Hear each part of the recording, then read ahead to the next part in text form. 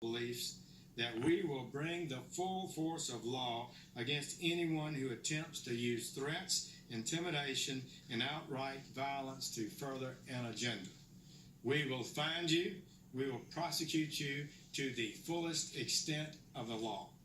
And now Director Ray, who's done an incredible job leading this effort over the last few days, he will give us the details of today's important arrest. Chris?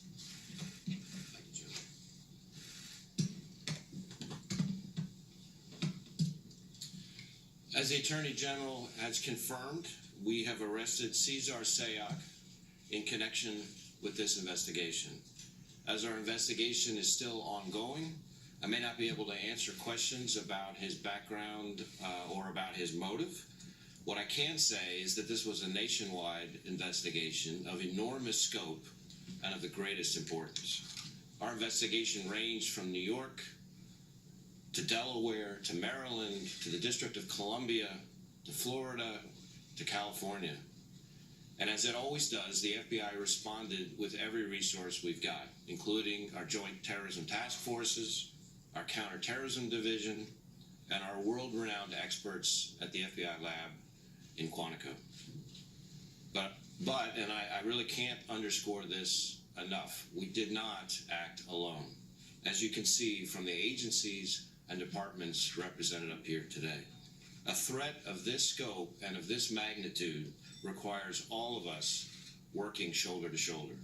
And today's arrest is a testament to the strength of our partnerships and what we can do when we all work together. I want to acknowledge the many partners who helped in recovering and transporting these IEDs to our lab in Quantico. This is dangerous and highly skilled, specialized work that requires great care, and we're incredibly grateful to all those who helped us in that effort in getting those devices to our lab from around the country.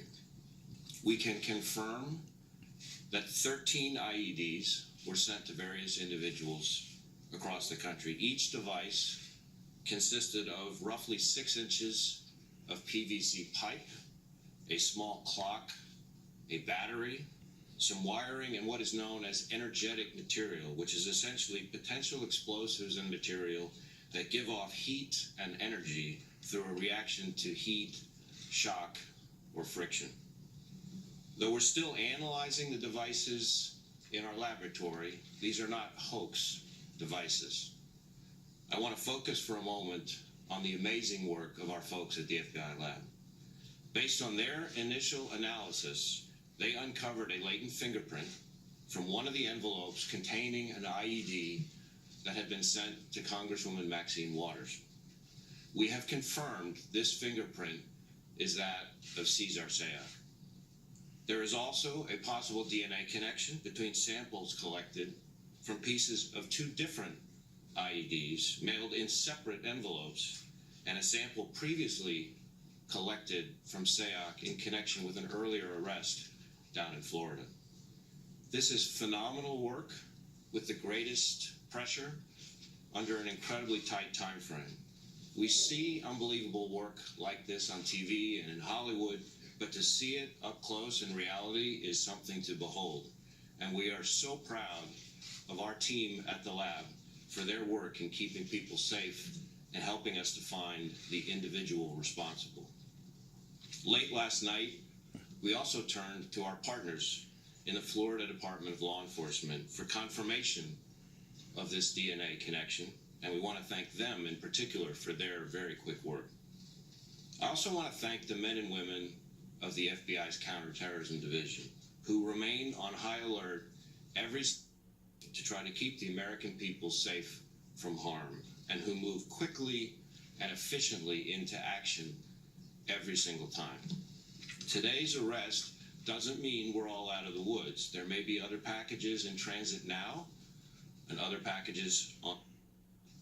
So we need the help of everyone out there, every citizen, everyone in law enforcement, everyone we've got, to help with this investigation in the days to come. If you've got any information, please call us on our tip line at 1-800-CALL-FBI or our email line, tips.fbi.gov. No piece of information is too small. Every tip could be the one that leads to something very important. And of course, if you see something suspicious activity, please call your local authorities.